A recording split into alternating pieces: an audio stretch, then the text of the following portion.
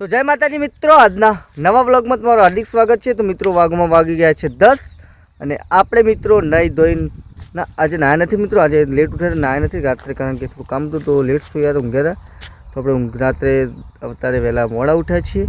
તો આપણે બીજું નાયા વગર મિત્રો આવી ગયા છે ખેતરમાં। તો ખેતરમાં શા માટે આવ્યા છે મિત્રો? કારણ કે આપણા કપાસ હવે પાણી કરી રહ્યા છે, તો એમને પાણી પાવાનું છે। પણ એ પહેલાં આપણું કામ છે, અહીં આગળ તમે જે કજાડી પડી છે તે આગળ જોઈ શકો છો। થોડું અમે ગોતકામ કર્યું છે, તો અહીં આપણે ઢાળીઓ કરવાનું છે ગોદીને। જો કદાચ ટ્રેક્ટર આવી જાય તો ટ્રેક્ટરથી આપણે કલટી મારી અને ઢાળીઓ કરીશું। ટ્રેક્ટર નહીં આવે તો મિત્રો આપણે હાથે જ કામ કરવું પડશે। તમે જોઈ શકો છો મિત્રો અમારા કપા પાણી કરી રહ્યા છે। થોડું લીલું તો છે પણ કપાસની અંદર થોડો બગાડ આવી ગયો છે। વરસાદ બહુ પડવાના કારણે કપાસની અંદર બહુ બગાડ આવ્યો યાર, બહુ યાર ખોટું લાગ્યું યાર, સાચું। કારણ કપાસ જ અમારી મૂળ ખેતી હતી ચોમાસાની, કારણ કે બીજું બધું કંઈ વાવી નથી। જો તમે જોઈ શકો બાજુના ખેતરમાં આપણા કમ્પ્લીટ ઘાસ ઊભું છે, પાણી ભરેલું છે। હું દેખાડું પાણી જુઓ। તો પાણી ક્યારે ખાલી થાય ખબર નહીં, પણ એ પહેલાં કપાસને આપણે રેડી કરવા છે।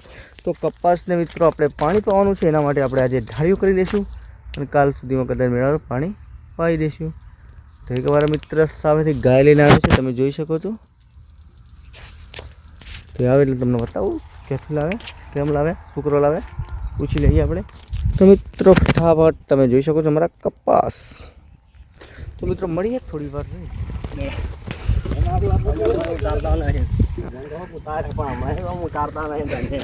ઉતારીને ચાલુ છે ને, તો પેલું ભાઈ આવાજ નહીં આવતા હમણાં પેલું ચોમાન કારણે, એટલે હું પેલું બાજુ હતા હું આવશે આ બાજુ। તો મિત્રો તમારા ભાઈ આજ ફટાફટ કદાચથી ગોદી નાખ્યું, તમે જો ખાલી કેવું ગોદ્યું છે ફટાખર। આપણે ગોદ નાખ્યું મિત્રો, શેડુંથી ગોદ નાખ્યું, કદાચ ફરી વળે ને ભૂકા કાઢ નાખશે તને મિત્રો। આ તો ગોદો હા નીકળી ગયો, પણ એક સંબંધીનું ટ્રેક્ટર આવી ગયું, તે ફટાફટ ગોદ નાખ્યું। સામે જાય ટ્રેક્ટર તમને દેખાતું છે શેટને, એટલે આપણે ઓઠાઈ હેડ્યું।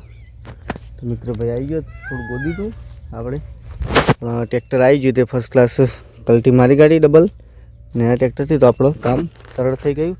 મિત્રો વાગ્યા છે 12, મિત્રો આપણે ઘરે જઈશું અને સાંજે આવશું તો ફર્સ્ટ ક્લાસ ગાડીઓ તૈયાર કરી દઈશું મિત્રો। પછી આપણે કપાને આપી દઈશું પાણી।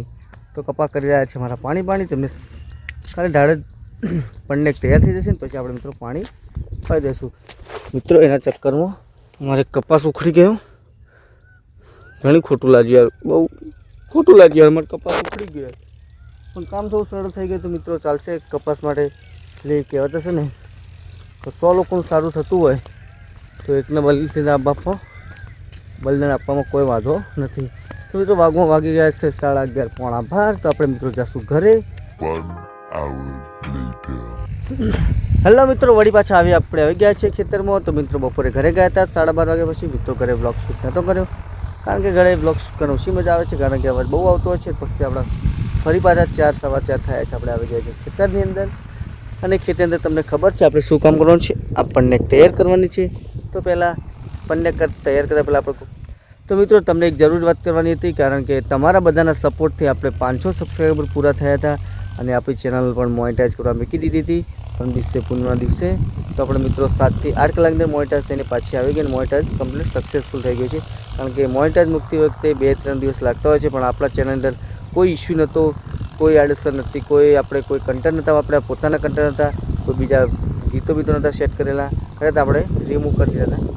એના કારણે આપણે કોઈ ઇસ્યુ ના આવવાના કારણે ફટાફટ મિત્રો સવારે બપોરે 10-11-12 વાગે જે આપણે ચેનલ મોનેટાઈઝ કરવા મૂકી અને સાંજે 7-8 વાગે મોનેટાઈઝ થઈને પાછી આવી ગઈ મિત્રો। આપણી ચેનલ પરફેક્ટ મોનેટાઈઝ થઈ ગઈ છે, પણ 500 સબસ્ક્રાઈબર મિત્રો મોનેટાઈઝ અડધી જ થાય છે, અમુક ઓપ્શન અંદર અવેલેબલ નથી હોતા।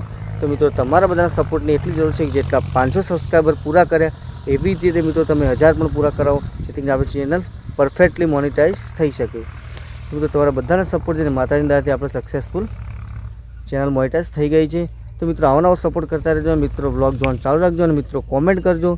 તમારે પણ કોઈ મિત્રની ચેનલ હોય ને કોઈ તકલીફ હોય તો આપણે કોમેન્ટ કરજો, સાથે મળીને સોલ્યુશન લાવીશું, કારણ કે ટેકનિકલની અંદર થોડું ઓછું ફાવે છે, પણ આપણે વિડીયો જોઈને ટેકનિકલ પૂરું કરતા હોય છે। મિત્રો કોઈ તકલીફ હોય તો તમે કોમેન્ટ કરજો, આપણે સાથે મળી અને એનો પ્રોબ્લેમ સોલ્વ કરીશું। તો મિત્રો આપણે હવે ફટાફટ આપણું કામ પતાવી દઈએ।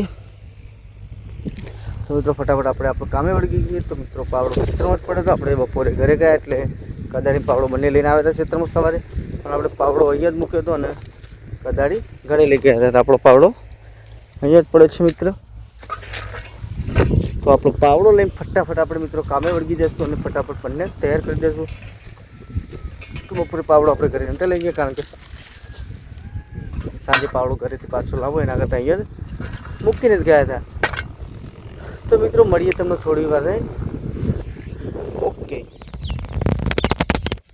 તો મિત્રો સાંજ પડી ગઈ છે. સાંજનો સૂર્ય તમને કેવો લાગ્યો કોમેન્ટ કરજો. મિત્રો આપણું કામ ઘણું ખરું પતી ગયું છે. 50% કામ પતાવી દીધું ને 50% કામ પતાવીને આપણે મિત્રો ઘરે ગયા છીએ. આજે મિત્રો લીધા છે દાંતણ, કારણ કે સવારમાં દાંતણ કરવા જવું છે. આપણે બ્રશ કરતા નથી, કારણ કે લેબડાના દાંતણ જેવી કોઈ મજા નહીં મિત્રો. આયુર્વેદિક કહેવાય ગમે તેવું તો, કારણ કે આપણા ગયડાઓ બધા એમ જ કહેતા કે દાંતનું લેબડાનું કરવાથી સારું રહે છે. દાંતની અંદર તકલીફ કોઈ થતી નથી, દાંત સડતા નથી, દુખાવો પણ થતો નથી. અને અત્યારના ટૂથપેસ્ટ કરવાથી ઘણી બધી તકલીફો દાંતની અંદર થઈ શકે છે.